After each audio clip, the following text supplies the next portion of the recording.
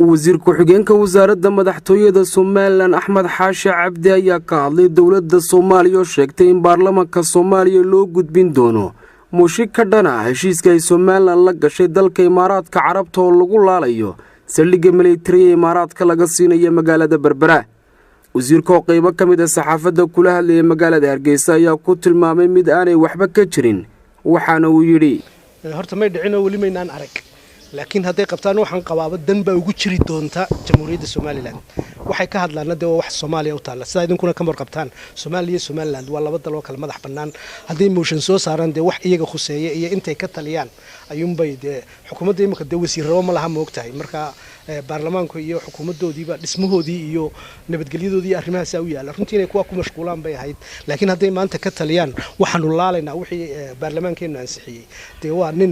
waa iska hadlo inay garoon baanu qabaa waxa weeyaan wax saameyn ku yeelanaysa ma jirto haday saameyn ku yeelatana hadhow waxaan qabaa mid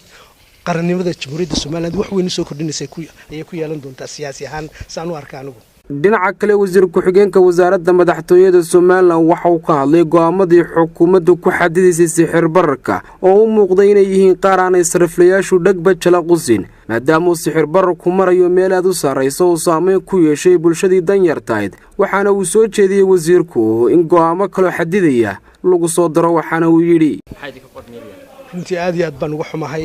inuu sixir bararku halkiisa ku noqdo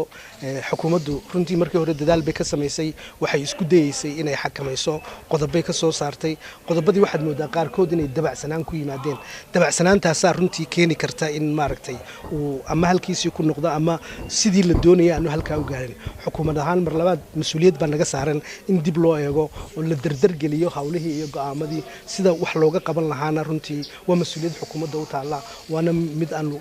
aaminsanahay in hawsha dib loogu qabto sidii ummadan wixii loogu ballan qaaday ama